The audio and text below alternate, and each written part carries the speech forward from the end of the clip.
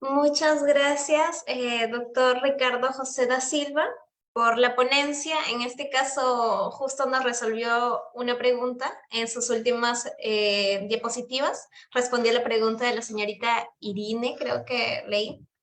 Y de acuerdo a las bibliografías, también sería muy amable de enviarnos la captura o los links para poderlos pasar o enviarlos a través de nuestras redes a nuestros participantes.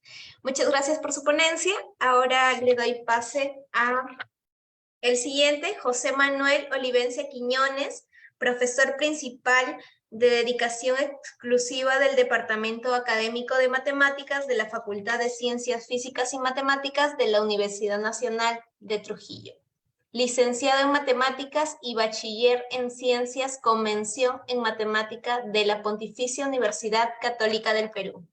Maestro en Matemáticas con área de concentración en Geometría de la Universidad de Brasilia, en Brasil. Doctor en Ciencias Aplicadas con mención de Ingeniería Matemática de la Universidad de Concepción, en Chile. Su tema de exposición, una infinitesimal, algo filosófica y ojalá didáctica historia del cálculo.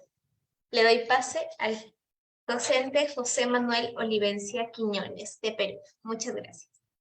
Muy bien, muy buenas tardes a todos. Muchas gracias por la presentación, señorita Díaz. Muchas gracias. Bueno, de frente al grano, son las 6:06. Voy a compartir pantalla.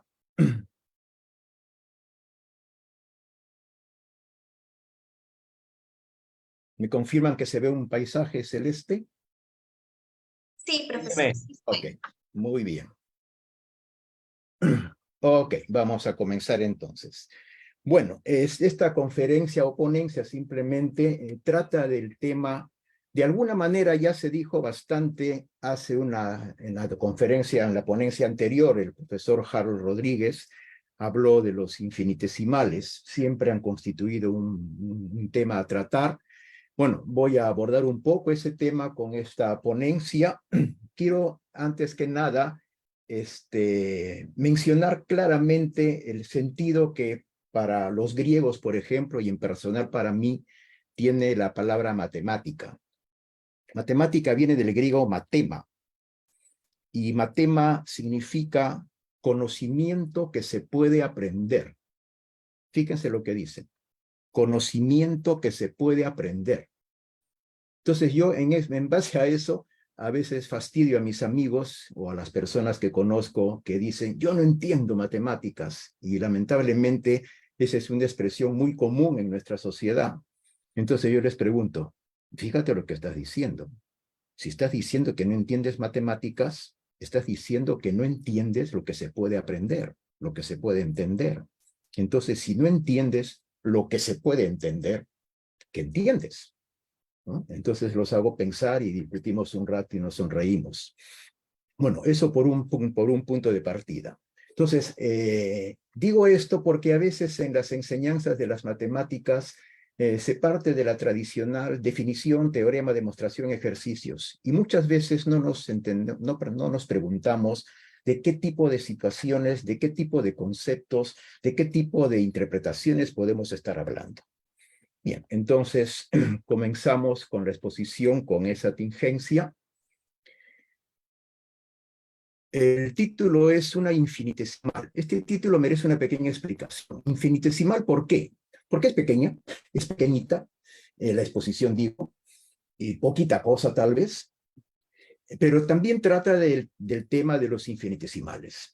Algo filosófica, inevitablemente, cuando uno se mete en este tema de los infinitesimales, usando teoría de los conjuntos, etcétera, ya nos encontramos con aspectos filosóficos. Y ojalá en el sentido árabe, ojalá viene del árabe inshallah, que significa quiera Dios. Y ruego a él porque esta exposición, esta ponencia sea didáctica y sea entretenida para mí y también para ustedes. Historia del cálculo. Ese es el nombre de la conferencia que he titulado. Entonces, el tema central o específico es una historia del cálculo desde el punto de vista infinitesimal, algo filosófica inevitablemente, aunque yo no soy filósofo ni tengo intenciones de serlo, yo soy simplemente un humilde e infinitesimal matemático que trato de entender justamente ese tema. Bien, todo indica que la realidad parece poder dividirse de manera indefinida, o se presentan en la realidad aspectos infinitos en varias situaciones. Por ejemplo, todo indica que el espacio parece ser que se extiende de manera infinita y el tiempo también parece prolongarse hacia adelante y venir de muy atrás y de manera indefinida, salvo algunas concepciones religiosas que, por supuesto, hay que comprender y tolerar y entender.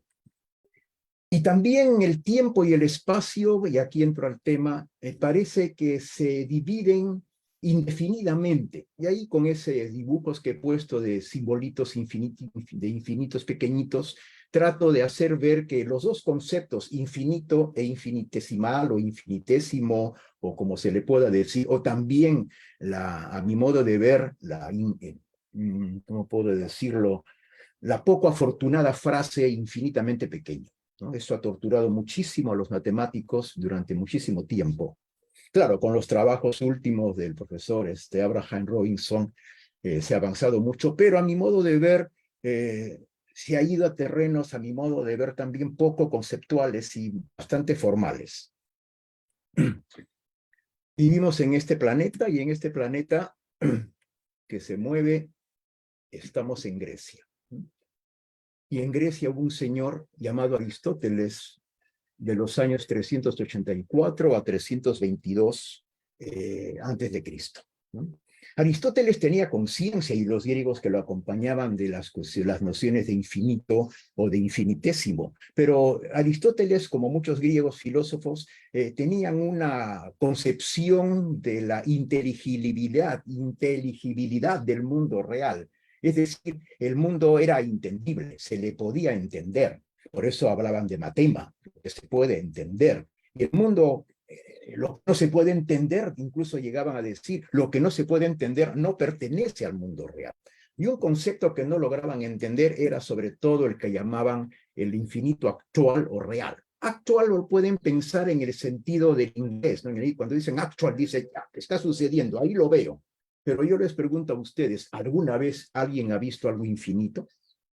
Por lo menos yo no. Veo cosas muy grandes. Cuando veo el cielo en la noche, parece ser inmenso y no logro ver el final. Eso no quiere decir que no haya final. Tampoco digo que lo haya. Entonces los griegos se orientaron a lo que conocemos como infinito potencial, en sentido de magnitudes que pueden prolongarse tanto como se desee. Por ejemplo, no decimos que el conjunto de los números enteros o naturales, para ponerlo más fácil, el conjunto de los números naturales, no decimos, yo no digo por lo menos que es infinito. Si tengo cuidado, digo, para cualquier natural, siempre encuentro un natural mayor.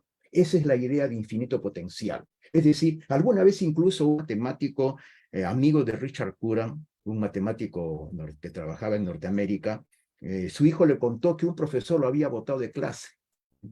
¿Por qué? Le preguntó al profesor por qué botaba a su hijo de clase. Porque había dicho malas palabras.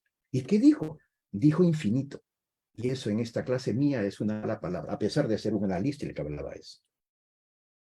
Incluso la palabra infinito en griego se decía apeiron, y que significaba indefinido, significaba desordenado, y tenía un sentido de peyorativo, de desprecio. Entonces, ante esa dificultad, los griegos se enfrentaron con ese problema. Entonces, ¿cómo lo explicaron? Bueno, Aristóteles hablaba del concepto de continuidad, y en un intento de explicitarlo, lo que puede dividirse en partes que son infinitamente divisibles. Pero ahí aparece nuevamente el infinito. No, ahí está potencial, porque nadie puede realizar esas infinitas divisiones. Y como nadie lo puede realizar, el infinitésimo real o el infinitesimal real no se realiza en el fondo, por lo menos en la mente de los griegos. Esa es la idea que trato de presentar. Entonces, el concepto de tiempo, también los griegos lo entendieron como el tiempo, que es un continuo infinitamente divisible. Todos lo experimentamos, decimos que el tiempo pasa, A lo mejor nosotros pasamos en el tiempo, a lo mejor es un concepto relativo en todo caso, pero no sentimos, por lo menos yo, salvo cuando duermo y no sueño absolutamente nada, no siento yo que mi vida sea interrumpida o a saltos, la siento de una manera más o menos continua. Entonces es una idea que está subyacente. Esas ideas persistieron durante mucho tiempo y vino la Edad Media, una época para muchos bastante oscura en lo que se refiere a conocimientos científicos o desarrollos. Imperó muchísimo la presencia de las religiones, etcétera. Entonces muchas personas que se atrevieron a hacer algunas situaciones de tipo científico no la pasaron tan bien que digamos, hasta que vino el comienzo del Renacimiento. En el comienzo del Renacimiento ya comenzaron a preguntarse cómo se movían, por ejemplo, las cosas.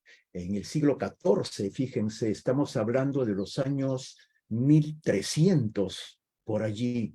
Algo mencionó el profesor Rodríguez al respecto en la Universidad de Oxford, en el llamado Merton College de Oxford, un grupo de filósofos incluso se metió a hacer el estudio cuantitativo, ya no cualitativo, sino el estudio cuantitativo, por eso lo pongo con cursiva, y lo pongo con cursiva, no lo resalto, pero porque en esa época no había suficiente claridad sobre los conceptos de cantidad, de los números reales, tal como los conocemos ahora, pero estudiaron cuantitativo y movimiento. Personajes importantes de esa época, Richard Schweitzer o Schwinshead, conocido como el calculador, y otro señor que también mencionó el profesor Rodríguez, Thomas Barguardain, que era obispo de una Canterbury, una ciudad en Inglaterra. Y se metieron concretamente a estudiar el movimiento uniformemente acelerado, es decir, aquel que la velocidad cambia uniformemente con el tiempo, con la aceleración constante. El problema que más adelante, ya en el siglo XVI, abordó Galileo. Fíjese que del 14 al 16, y estoy hablando para Galileo de fines del 16, y estos personajes son del inicio del 14, casi 300 años después que Galileo se embarca a entender el movimiento de la caída libre de los cuerpos con la famosa experimentación de los planos inclinados, etcétera, que todo el mundo lo ha visto, la constante de gravedad, que no es tan constante que digamos. Y apareció incluso, trataron el concepto estos señores del siglo XIV de la velocidad instantánea. Pero no la trataron de manera muy rigurosa, la trataron de manera intuitiva, carente de precisiones, con argumentos bastante retóricos. La simbología no estaba suficientemente bien desarrollada. Es interesante notar que el signo igual que nosotros usamos con tanta tranquilidad, sin preguntarnos ni hacernos demasiado problema, recién se inventó ese símbolo de igualdad a fines del siglo XV, y aquí estamos hablando de inicios del XIV. Entonces esas nociones todavía se estaban gestando en la mente de los hombres. Me parece un ejemplo bonito entender la caída libre, porque voy a hablar de un par de conceptos que también usaron, como el movimiento de la caída de las aguas. Es un movimiento uniformemente acelerado, salvo pues la salida inicial del agua del horizontal, pero ahí aparecieron nombres de fluxos u fluens que ya usaban esos personajes, que más adelante originaron el concepto de derivada. Hay que notar que Newton, a lo que nosotros llamamos derivada, Newton le llamaba fluxión, y fluente lo llamaba a las magnitudes que fluían, y el flujo instantáneo a la fluxión. Y ahí comenzamos a entrar, y ellos también comenzaron a entrar a los métodos infinitesimales, que se usaron profusamente y sin mayor rigor en la solución, y resolvieron, en la solución de muchísimos problemas de movimiento, de física, etcétera. Con eso trato de representar el Renacimiento y los infinitamente pequeños. Me gustó esta imagen que es del fresco de la Capilla Sixtina pintado por Miguel Ángel. La mano que está a la derecha se supone que es de Dios y la mano de la izquierda es de Adán. Y miren, los dedos índices están cada vez más cerca, yo diría infinitamente cerca, ¿no? Entonces, esa noción de infinitésimo o de infinitesimal realmente está metida en los hombres de una manera muy potente, muy fuerte, que nos permite entender el mundo de la mejor manera. Y ojo, algún filósofo dijo alguna vez No entendemos al mundo como realmente es el mundo, lo entendemos como nosotros somos. Es decir, siempre pasa la comprensión de la realidad por el filtro de nuestra propia experiencia cargada de preconceptos, alegrías, tristezas, traumas y todo lo que llevamos dentro muchas veces. Y bueno, Kepler se embarcó a estudiar, como ustedes saben, el movimiento de los planetas. Yo siempre destaco a Kepler.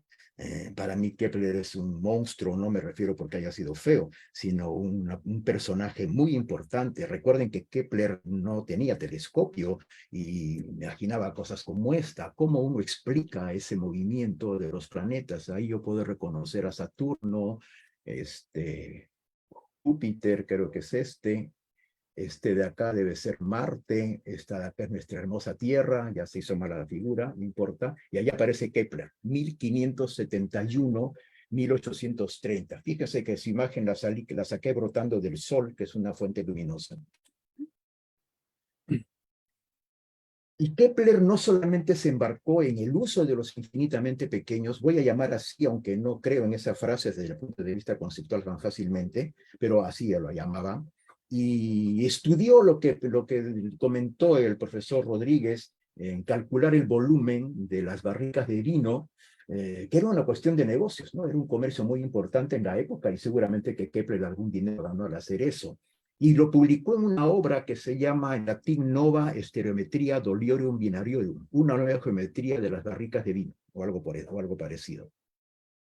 En ella usa para detectar un cuerpo sólido, el profesor Rodríguez lo explicó muy bonito, con las láminas infinitas, pero era una lámina volumétrica en el fondo, ¿no? Una unión de una cantidad infinita de piezas sólidas, capten esa palabra, eran piezas sólidas, infinitesimales, o también llamadas en esa época indivisibles.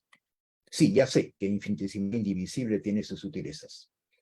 Amigos o discípulos de Galileo, uno de ellos era Bonaventura Cavalieri.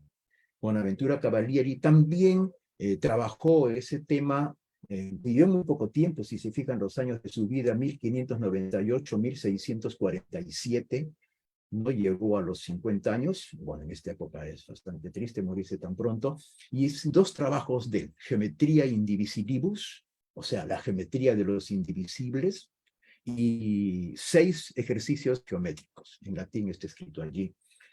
Fíjense que la tendencia era geométrica. ¿Okay? Cavalieri hace también algo similar a lo de Kepler, pero con un cambio importante. Los indivisibles de Cavalieri son de dimensión menor. Es decir, Kepler usaba infinitesimales tridimensionales, sólidos. Cavalieri usaba para calcular un área, por ejemplo, usaba segmentos, líneas rectas. Y el método, como todo en la vida, tenía sus problemas. Acá relato un problema del método de los indivisibles de Cavalieri. Miren, es similar al que expuso el profesor Rodríguez. Miren, acá tengo un triángulo celeste y acá tengo un triángulo rosado. Y acá tengo una línea azul vertical y acá tengo una línea roja vertical que se corresponde con la línea azul de la cual acabo de hablar. Es decir, para esta línea roja hay solo esta línea azul de la misma longitud. Similar para esta línea azul con su línea roja que tiene la misma longitud y similar para esta también. Bueno, no trazo los infinitos porque no tengo tanto tiempo para hacer eso, y no me refiero a los minutos de la conferencia, diciendo toda la vida, pero la idea es muy simple. Si hay tantas líneas azules como tantas líneas rojas, el método de los indivisibles de Cavalieri concluiría que las áreas son iguales, ¿no? Y es evidente que no lo son. Entonces ahí tenía sus fallas, es decir, tenía falacias, pero Cavalieri se defendía. Dice, bueno, está bien, acá fallamos, pero hemos tenido éxito en muchísimas otras situaciones. Así que si agregamos el sentido común, todo se resolvería. Además, decía Cavalieri, el rigor es cosa de los filósofos. Bueno, esa es su opinión de Cavalieri, por supuesto. Torricelli, amigo de Cavalieri y que vivió aún menos tiempo, 1608 a 1647, es decir, 39 años. Murió de tifoidea, creo. Y Arquímedes, ¿qué tiene que ver Torricelli con Arquímedes? Arquímedes es bastante tiempo atrás a Torricelli. 287 a 212 antes de Cristo. Torricelli sospechaba que los griegos, en particular Arquímedes, tenían un método similar al de los indivisibles, pero que no lo habían publicado por temor a la crítica de los contemporáneos, como ellos estaban siendo criticados.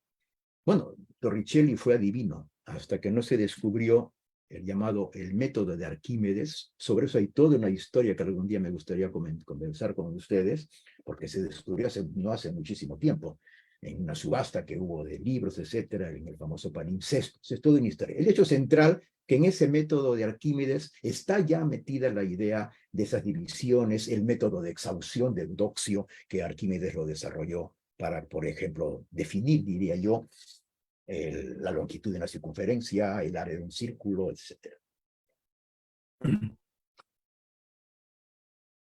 Estos tres personajes, Kepler, Galileo y Newton, sin olvidarnos de los demás, ¿no?, sirvieron de fundamento para el desarrollo de la ciencia. Por eso Newton decía, cuando le preguntaron cómo logró ver tan lejos, es que me puse a hombros de gigantes. Se refiere a esos dos y a muchos más, los anteriores que acabo de mencionar, y comenzó un proceso de aritmetización de los indivisibles. ¿En base a qué? Arquímedes, a partir de Arquímedes, mucha gente dice que toda la ciencia moderna son notas a pie de página de la obra de Arquímedes. Se puede traslucir de Arquímedes frases como esta: las matemáticas infinitesimales que conocemos ahora. Fíjense que incluso el término infinitesimal se ha olvidado, porque ya van a ver lo que voy a explicar más tarde. Los infinitesimales fueron, a mi modo de ver, injustamente desterrados, no fueron asesinados porque están volviendo. Son la herramienta más práctica que tiene la ciencia. Son tan importantes que esa ciencia se le llama cálculo. Y desde el comienzo el cálculo tenía su apellido, cálculo infinitesimal. Así se llamaba.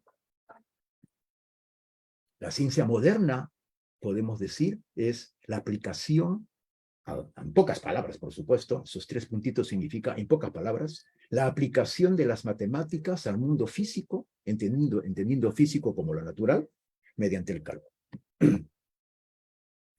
Y empezó a partir de esos trabajos de Cavalieri y de Torricelli un lento proceso hacia la aritmetización de los indivisibles, porque hasta ese momento los indivisibles se habían entendido como objetos geométricos.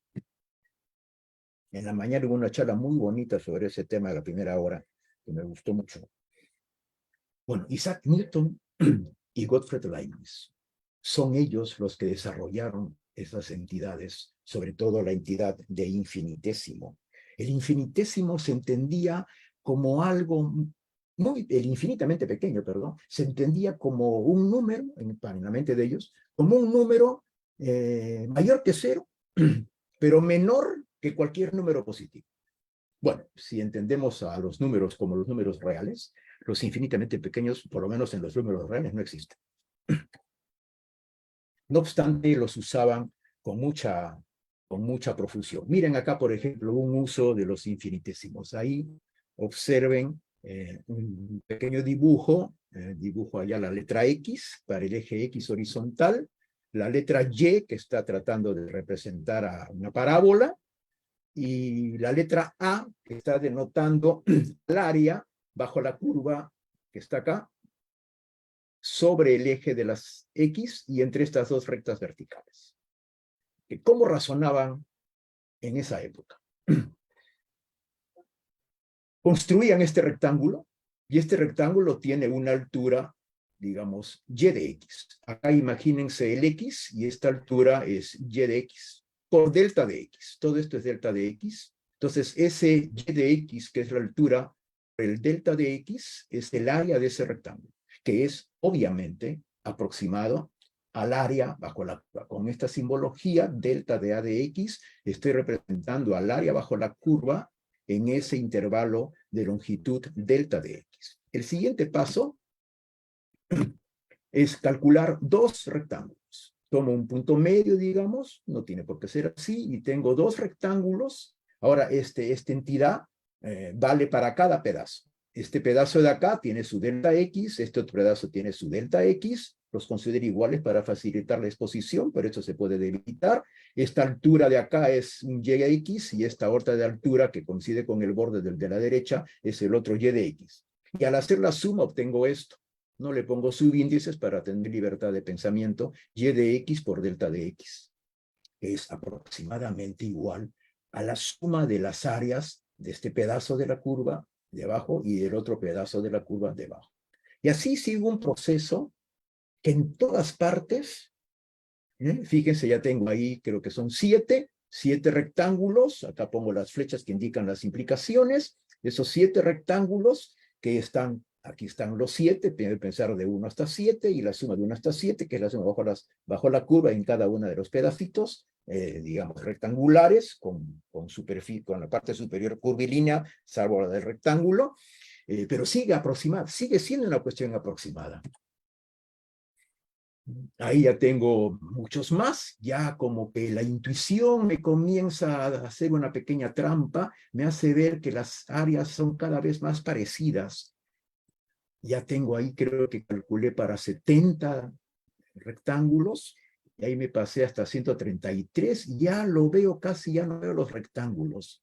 Y ahí puse una letra amarilla, una flecha amarilla, pensando en el semáforo, ¿no? Verde, amarillo, y el rojo es el peligro. ¿Y cuál es el peligro? Este de acá.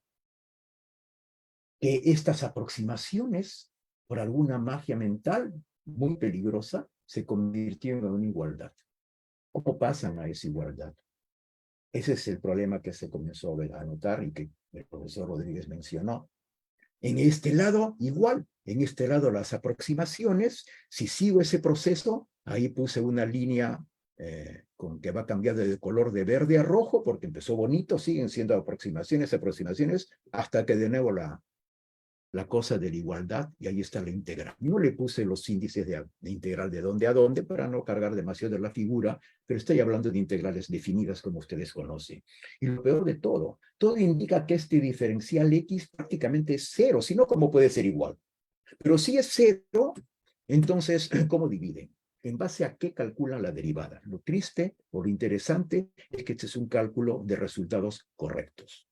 Llegaron a resultados correctos, pero por argumentos, a mi modo de ver, y para muchos, bastante discutibles. Para enfatizar ese hecho, acá tienen otro ejemplo que también mostró el profesor Rodríguez, de la función y igual a x cuadrado, un incremento infinitesimal, infinitamente pequeño de la x, que la denotaba Leibniz, esta notación es de Leibniz, produciría un incremento también infinitamente pequeño de la variable y, diferencial de y. Y si desarrollamos, como ya saben ustedes, cancelamos, ya ponemos los extremos, y más de y cancelamos el y que es igual a x cuadrado que está aquí arriba, y ahí nuevamente viene la cosa, cancelan que es lo que llaman un diferencial de segundo orden, que lo comportan como cero, y nuevamente si fuera cero quiere decir que el de x es cero, entonces tiene esa expresión que es correcta, el argumento no lo es, pero la expresión es correcta. Entonces nuevamente dividen por algo que pueden llamar como cero, que para Euler era cero. Ustedes saben que eso en los números reales por lo menos está prohibido. Más patético se ve para la función cúbica. Aquí voy más rápido. Acá tengo dos que tienen cuadrado y cúbico el otro. Y nuevamente, como son cuadrados y cúbicos, bueno, este es muy pequeñito, recontra muy pequeñito, pero muy pequeñito, pero muy pequeñito, entonces los elimina. Y tienen el resultado correcto. Y nuevamente la derivada de la x al cubo, 3x cuadrado, que nuestros estudiantes recitan a veces sin pensar. Y eso es lo triste. Leibniz, por ejemplo, cómo calculaba o cómo hablaba de la diferencial del producto. Igual, el mismo razonamiento. Un incremento infinitamente pequeño de la x y uno de la y le quito el x por y, esto quiere decir una diferencia entre cantidades muy infinitamente cercanas, y nuevamente hago el desarrollo, cancelo los términos comunes, xy menos xy, ahí no tengo ningún problema, pero acá sí. Ahí nuevamente cancela porque es de segundo orden y tiene el resultado correcto. Otro cálculo, pero no van a negar que los cálculos son bonitos, ¿no? Son bien bacanes de hacer. ¿Bien? La verdad que son correctos, pero hay por otras razones. dz sobre dx, bueno, multiplican y dividen por dy, si es que fueran ceros esto no es posible. puede permutar y tienen dz sobre dy por dx. Esto es lo que los matemáticos llamamos la regla de la cadena. Que la prueba rigurosa a partir del desarrollo de la aritmetización que veremos después es bastante interesante. A gente que no es matemática no le interesa mucho y están de alguna manera nos padecen. Acá también, dy sobre dx, algebraicamente es fácil de entender, pero habría que justificarlo. Y el resultado, sí, el resultado es correcto. Pero el argumento no. Ya vamos a ver más adelante por qué un resultado correcto con argumento que no es correcto, hay que tener mucho cuidado, pero muchísimo cuidado. Se escribía como igualdad lo que solo podía considerarse como aproximación, si se utilizaban incrementos finitos. Fíjense, cuando utilizaba los delta de x, eran iguales. Y al final, perdón, eran aproximados. Y al final, cuando ponía de x, se ponía la igualdad. Los términos que contenían estas cantidades podían despreciarse justo en el momento en que se considerase oportuno. Eso suena a conveniencia, ¿no? Entonces, el uso de los infinitesimales generaba grandes dudas y fuertes críticas. Por ejemplo, ¿cómo puede justificarse la supresión de términos? Decir que las suprimidas eran cero sin explicar por qué al principio no lo eran y después sí, bueno, eso viola el principio de identidad. ¿Cómo puede dividirse por cantidades que se comportan como nulas? Otras veces se decía que no eran cero, pero sí despreciables. En cuyo caso, ¿cómo pueden obtener un resultado exacto despreciando términos que no son cero? ¿Cómo puede explicarse que la suma, entre comillas, me refiero al integral, pero hablemos como suma en esa época, de cantidades despreciables conduzcan a un resultado apreciable, finito? ¿Con qué criterios se pasa dividir una expresión sola en términos de incrementos a otra exacta en términos de diferenciales? ¿Puede hacerse esto siempre? Por supuesto, en cualquier trabajo de ingeniería, de física, incluso de matemáticas, aparecen alternativas. Y las alternativas son varias. ¿Cuál escojo? ¿Cómo determino la expresión correcta? Esa idea intuitiva de que la suma de infinitos pequeñitos conduciría al resultado, al integrar, al sumar, conducía al resultado correcto, fallaba muchas veces. Berkeley, ya hablaron de él hace un rato. George Berkeley era un obispo. Hay que contar una historia bonita o interesante acerca de él. Él escribió un libro, El Analista. Bueno, puntos suspensivos porque el título no es exactamente o únicamente El Analista. El título es más o menos así, El Analista, carta a un matemático infiel. Y sigue el título. ¿Cómo osas intentar quitar la pajita del ojo de tu hermano sin antes quitar la viga que tienes en el tuyo? Esas son frases bíblicas propias de un obispo, por supuesto. ¿Quién era ese matemático infiel? Edmond Halley, amigo de Newton. ¿Y por qué lo criticaba a Berkeley? Porque Halley era amigo de un obispo, amigo de Berkeley, que cuando el obispo le tocó entregar el espíritu a su Dios, Halley lo convenció de que no se preocupara demasiado de las extremas unciones y dejó que se muriera sin haber recibido los apoyos de su iglesia. Y eso, por supuesto, a Berkeley no le gustó. Y llegaba a decir, no pueden obtenerse proposiciones verdaderas de principios falsos. Ese libro, El Analista, contiene como 60 o algo así, de afirmaciones que son contundentes y destructivas, muchas de ellas, al cálculo de Newton y de Leibniz. Léanlo, lo pueden bajar de internet. Yo encontré una versión en portugués, pero el portugués es fácil de leer para nosotros. Pero ese asunto que habla Berkeley dice una cosa así, miren el peso de la frase, no pueden obtenerse proposiciones verdaderas de principios falsos. Es decir, no se puede. Precisemos. Todo el mundo sabe de lógica proposicional bivalente. Tengo dos proposiciones unidos o conectados por la implicación. Ustedes saben que si juego con los valores de verdad de las proposiciones típicas y construyo la tabla de verdad, la segunda línea, cuando la premisa es verdadera y la conclusión es falsa, la implicación es falsa. Es la única posibilidad en que sea falso. Eso nos han enseñado, a veces lo memorizamos, es bueno entender por qué. Pero en las dos últimas, las dos proposiciones son las dos premisas son falsas, Y la conclusión, una es verdadera y la otra es falsa. Sin embargo, la implicación es verdadera. Es decir, si yo trabajo lógicamente de manera correcta y parto de premisa falsa, lo que yo obtenga es verdad o falso. ¿Cómo lo puedo saber? Es decir, ahí hay un problema. Por eso es tan grave la mentira. Si hay una mentira de partida, que estaría acá, cualquier cosa no se puede creer. Y ese es el mayor problema. Newton y Leibniz fueron incapaces en su época de responder claramente a estas dudas y objeciones. Newton incluso ya al final de su vida pensó en abandonar esas ideas de los infinitamente pequeños, pero que murió con esas dudas. Leibniz también incluso llegó a decir que él verdaderamente no cree en cantidades infinitamente grandes ni infinitamente pequeñas, pero que las usa por una cuestión de manipulación algebraica y ficciones útiles para abreviar razonamientos. Pero el gran aporte de Newton y de Leibniz, entre otros más, conocían el teorema fundamental. ¿Qué relaciona, ya saben, integrales como sumas con las integrales como inversas de las derivadas? Y también crearon las fórmulas elementales del cálculo. Y acá una sutileza, está entre líneas algo que por lo menos percibo. Se estaban preocupando de aspectos, digamos, operativos, de aspectos calculísticos. Claro, en esas épocas, en los siglos XVII, XVI, no tenían pues en el bolsillo un celular con el cual podían usar un programa de cálculo o de integrales para resolver problemas. Todo lo que hacían a pulso. Me atrevo a decir que tal vez el 100% de su trabajo, el 100% del tiempo en su trabajo, el 90% era dedicado a hacer cálculos. Entonces se orientaban a eso.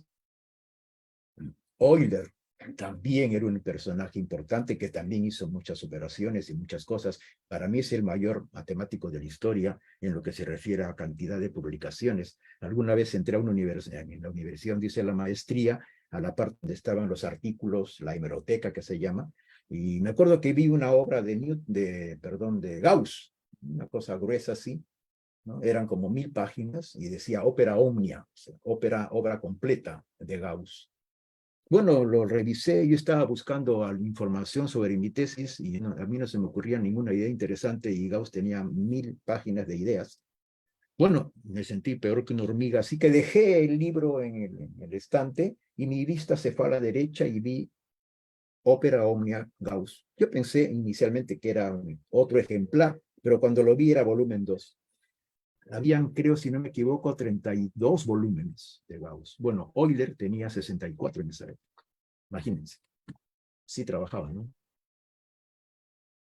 Miren lo que decía Euler. Disculpen que lo lea, no es bueno leer una diapositiva, pero una imagen, pero creo que es importante. Si una cantidad no negativa fuera tan pequeña que resultara ser menor que cualquier otra, ciertamente no podría ser sino cero. A quienes preguntan qué es una cantidad infinitamente pequeña, nosotros respondemos que es de esto cero. Así pues, decía Euler, no hay tantos misterios ocultos en este concepto como se suele creer. Estos misterios han convertido al cálculo de lo infinitamente pequeño en algo sospechoso para mucha gente. No aclaró por completo para mí la situación. Otro personaje, Niels Abel, que también lamentablemente murió muy joven.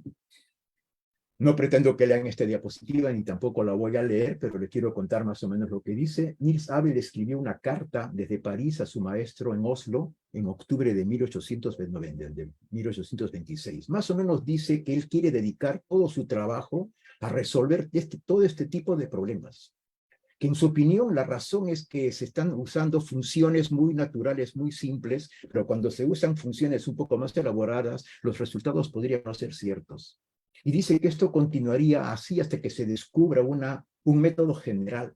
Pero dice acá una parte importante, debo ser extremadamente cuidadoso, pues una vez admitidos las proposiciones sin demostración, arraigan tan profundamente en mí que me expongo a utilizarlas sin ningún cuidado y por supuesto cometer errores.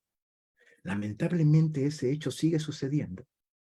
personas que trabajan las matemáticas y la usan como recetas y creen que las manipulaciones simbólicas, algebraicas, contienen la verdad, hay que tener muchísimo cuidado.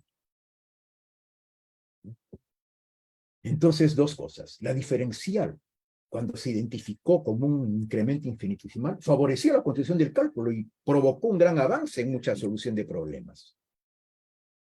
Pero por otro lado, no había una fundamentación, no se fundamentaba bien los argumentos para explicar cómo y por qué funciona el cálculo. Es decir, si nosotros hubiéramos aprendido cálculo antes de lo que viene ahora en la exposición esta, no tendríamos cómo argumentar los resultados que obtenemos. Pero el cálculo tuvo mucho éxito, pero se preocupó mucho de cuestiones algorítmicas sin mayor sin mayor comprensión del significado de las cosas. Y ahí donde vino en el siglo XIX lo que denominamos aritmetización del análisis, ¿no? Ahí está la palabra, aritmetizar los conceptos del análisis, que son conceptos esencialmente de movimiento, de cambio.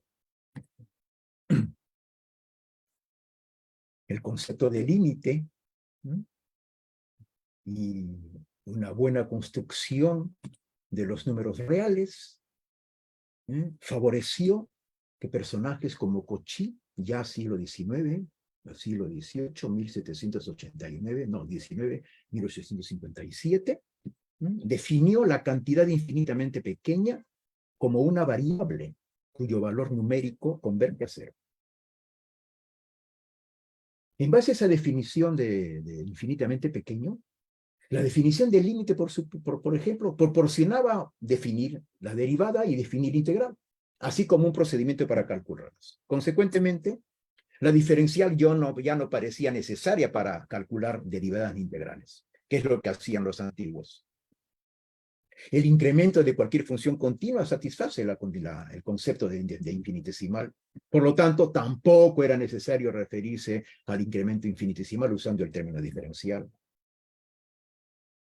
Y si a eso le agregaban el desprestigio de la diferencial o infinitesimal acumulado, entonces ya se había abonado el terreno para que la diferencial quedase relegada a un rol marginal en el nuevo marco teórico del cálculo. Si se fijan, nuestros libros de matemáticas que usamos en las clases, en las universidades, si ustedes buscan la palabra diferencial en el índice alfabético, verán que aparece en un libro en unas 2 o 3 páginas, no aparece más. Y cuando aparece, no aparece tan bien que digamos. Pero en los libros de ingeniería, incluso de matemáticas rusas, en los libros de física, la infinitesimal aparece por todos lados. Esta fue la definición que dio Cauchy, o esa gente, de la diferencial. Es decir, la derivada, con la notación de Lagrange, que no dice mucho, por el incremento de la variable independiente, sea grande o pequeño. Ya no hablaban de infinitamente pequeño, por lo menos de manera explícita, aunque sí lo mencionan. Por supuesto, esto trajo ventajas y desventajas. Ventaja, ya no habían los infinitamente pequeños. Desventaja, la diferencial ya no tenía significado físico ni intuitivo. Era simplemente multiplicar la derivada por la variación de la variable independiente. Ventaja, esa definición satisface las exigencias de rigor exigidas en la época, pero no resulta satisfactoria en las aplicaciones físicas. Los físicos siguieron usando los infinitesimales, y hasta ahora lo hacen, como el punto de partida para resolver la mayor parte de sus problemas, como una aproximación del incremento que lo hacen coincidir cuando es infinitesimal. Entonces la diferencial se debatió entre esas dos situaciones: identificación con cantidades infinitamente pequeñas y reducción a una expresión carente de significado propio. Divorcio. Divorcio que aún existe entre física y matemáticas. Miren, por ejemplo, a tono de caricatura, digamos. Alguna vez vi un diálogo que encabeza un artículo de una revista de la American Mathematical Monthly, la mensualidad, ¿no? Un fascículo mensual que saca. Un alumno le pregunta a su profesor, profesor, dice, el coche tiene una velocidad de 50 millas por hora. ¿Qué quiere decir esto? El profesor, bueno, según Cauchy, El límite cuando t sub 2 tiende a t sub 1 de e sub 2 menos e sub 1 sobre t sub 2 menos t sub 1 sería 50. Esto quiere decir que para todo epsilon mayor que 0 existe un delta mayor que 0, tal que t sub 2 menos t sub 1 menor que delta implica, ya saben lo que dice allí. Ese tipo de cosas sucede cuando renunciamos a dar un significado conceptual a la diferencial o infinitesimal. Cosa que sí hacen los físicos y los ingenieros, pero no tienen la fundamentación argumental para resolverlo. Consecuentemente, nosotros, la velocidad instantánea, por ejemplo, que es el caso, la reducimos a un mero cálculo, calcular un límite. A partir de ahí, solo calcular límites comienza a tener importancia y comenzamos a perder ese cariño y esa importancia que debemos darla a los aspectos conceptuales. Sin embargo, a pesar de todas las cosas que acabo de decir, ojo, en ningún modo piensen que mi ponencia es una crítica al pasado. Hay una frase que yo siempre uso. Las matemáticas, en particular la ciencia, es una disciplina en la cual los genios o los mediocres de la generación actual vemos mucho más y mucho más claro que los genios de las generaciones anteriores. Porque nosotros tenemos a ellos, y ellos no tenían a ellos, tenían cosas mucho más complicadas. Entonces el avance de la ciencia siempre se va apoyando en los hombros de las personas que hicieron las cosas. Entonces no podemos decir que ellos se equivocaron, que cómo se les ocurre estas cosas. No, pues pónganse en la época. Entonces el cálculo dotó a las matemáticas de un método, de su método más eficaz de exploración y descubrimientos. Esta frase es importante. Si unimos la ley de gravitación universal, el cálculo dio una comprensión más profunda de lo que es el movimiento de los astros del sistema solar. Y cuando se aplicaron a la física y a las ingenierías, las ecuaciones diferenciales y el método de Newton, se revelaron nuevos e insospechados universos. Y concluyo con esta frase. El método experimental de Galileo, combinado con el cálculo de Newton y de Leibniz y de muchos más, engendró la moderna ciencia física y sus aplicaciones a la tecnología, en la cual mucho estamos disfrutando en este preciso instante. Fue usando el cálculo, fue usando las teorías de Newton, de Leibniz, en que se desarrolla la física, se entendió el electromagnetismo, Maxwell usó esas teorías, y ahora en base a esas teorías del electromagnetismo, esos conocimientos de la realidad, es que podemos estar conversando virtualmente, ustedes viendo mi cara, yo participando con ustedes y mostrando diapositivas y con animaciones y con entretenimiento a lo mejor que se puede. Todo eso es gracias al cálculo y a la gente que lo desarrolló y que lo sigue desarrollando. Por ejemplo, acá tengo una pequeña galería, muy pequeñita, George Cantor, 1845-1918. ¿Por qué lo pongo a George Cantor? Bueno, porque él encaró el concepto de infinito y lo definió y lo estudió, la aritmética transfinita, ¿no? Entonces, si soy exagerado, tal vez no podríamos llamarle aritmetización del cálculo, sino, no sé si soy exagerado, conjuntización del cálculo. Actualmente se entiende que la teoría de los conjuntos constituyen el fundamento de toda la matemática conocida. Otro personaje importante para mí es Bertrand Russell, 1872 a 1970. Bertrand Russell decía una frase que a mí siempre me llamó la atención. Todo el mundo piensa, y es verdad, la física es una ciencia muy desarrollada, y todo el mundo piensa, y no es tan incorrecto, que es porque mucho se ha matematizado. La física es bastante matematizada. Todos los que hemos experimentado algún estudio de física sabemos a lo que nos referimos cuando digo eso. Pero mire con lo que dice Bertrand Russell. No es que la física se haya desarrollado tanto porque se ha matematizado. No. Justamente se ha desarrollado tan poquito, tan pobremente, justamente porque se matematizó. Suena paradójico, ¿no? ¿Cómo lo explica?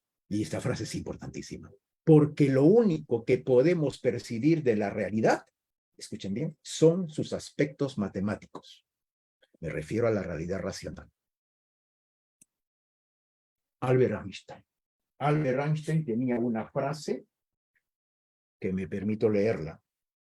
Los conceptos físicos son creaciones libres del espíritu humano. Creaciones libres del espíritu humano. Y no están, por más que parezca, únicamente determinados por el mundo exterior. En nuestro empeño de concebir la realidad, nos parecemos a alguien que tratara de descubrir el mecanismo invisible de un reloj, del cual ve el movimiento de las agujas, oye el tic-tac, pero no le es posible abrir la caja que lo contiene.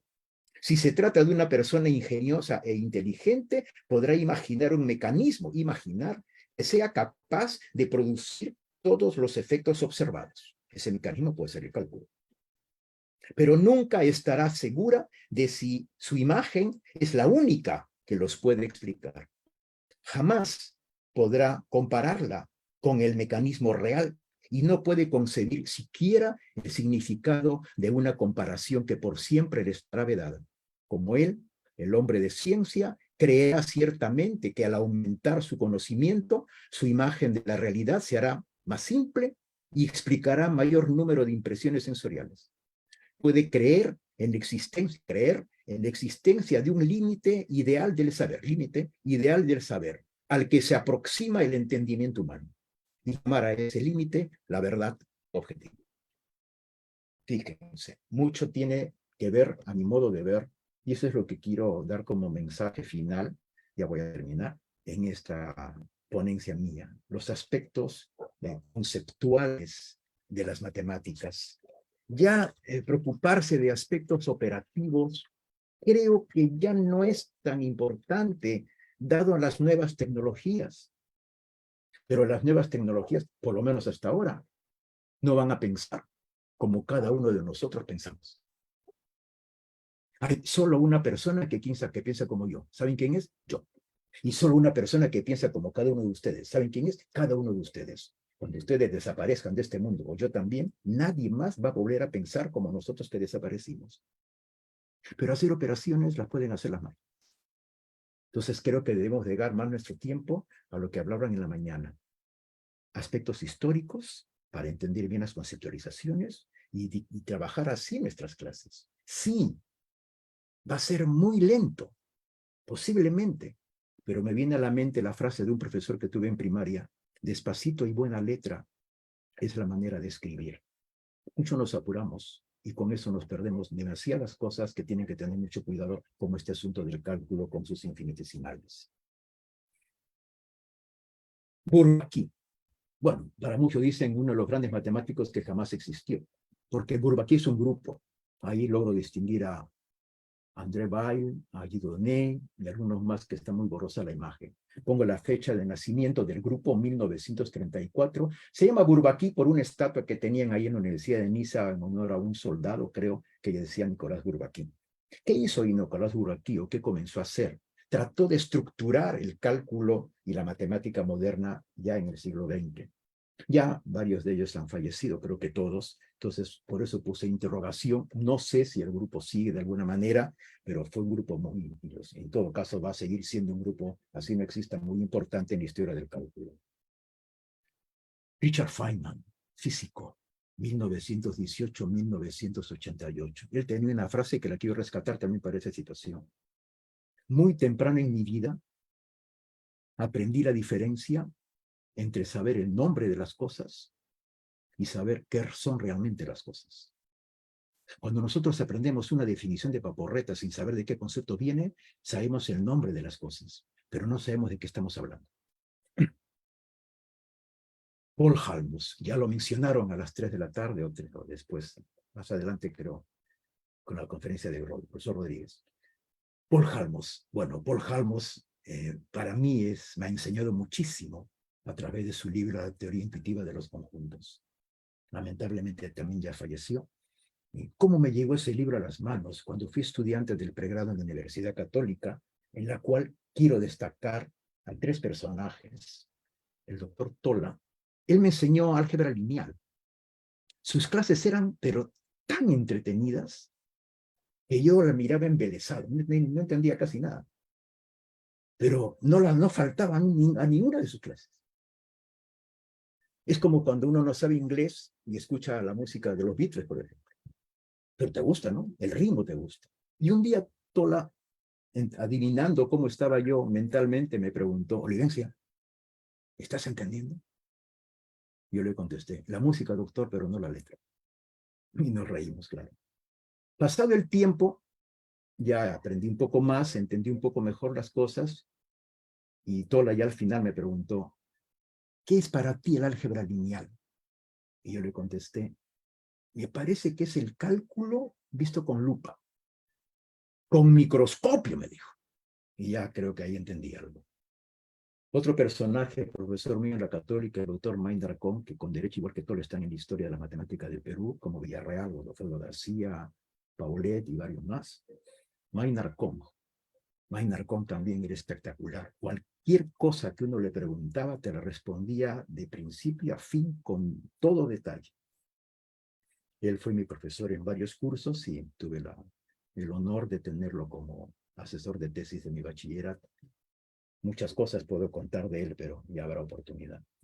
Y finalmente, el doctor César Carranza, que aún vive, nació en 1932. Tienen que saber de él. Él es uno de los gestores de las matemáticas en el Perú. Mucho tuvo que ver con la creación del Colegio Matemático del Perú, de Matemáticos del Perú. Mucho tuvo que ver con la formación de la Escuela de Matemáticas en la Universidad Católica en que estudié. Mucho ha tenido que ver con congresos. Por ejemplo, yo tuve la suerte de conocer a uno de los burbaquistas, Jean Dieudonné, que vino a Lima a una conferencia, cosas que organizó Carranza, y yo lo veía trabajar, cómo peleaba el hombre. Así que también lo considero parte de la historia de las matemáticas. Historia que aún continúa. Esta bibliografía quiero reconocer con mucha claridad este artículo de Bombal Gordón, que más que un artículo es un discurso que él da en el acto de recepción como académico del número en la Academia de Ciencias Exactas, Físicas y Naturales de Madrid. Y el artículo de los profesores Martínez Torregrosa, López Gay, Grais Martí y Torregrosa Gironés se titula La diferencial no es un incremento infinitesimal. Evolución del concepto de diferencial y su clarificación en la enseñanza de la física. Estos dos trabajos me han servido de mucho. Y en esta conferencia, lo confieso, varias de los textos que han visto allí, con toda sinceridad, son un copy-paste que he logrado simplificar un poco para que quepa bien en la pantalla, pero el mérito es de ellos, que yo simplemente lo he entendido y lo comparto con ustedes. Y por supuesto, nos acompañó casi imperceptiblemente con su sinfonía pastoral, primer movimiento de Beethoven. A quien también se le sirve. Y como digo, esta historia continúa. Por ejemplo, continúa en nuestra UNT, en que se trabaja en esas cosas, y obviamente, ¿cómo que no va a continuar? Aquí estamos discutiendo de esas cosas. Muy bien, muchas gracias. Muchas gracias, profesor José Manuel Olivencia Quiñones. Felicitarlo por tan magnífica exposición y sus diapositivas realmente muy buenas, muy didácticas para nosotros. Gracias, me costó. Gracias, profesor, por ser partícipe de este. Ahora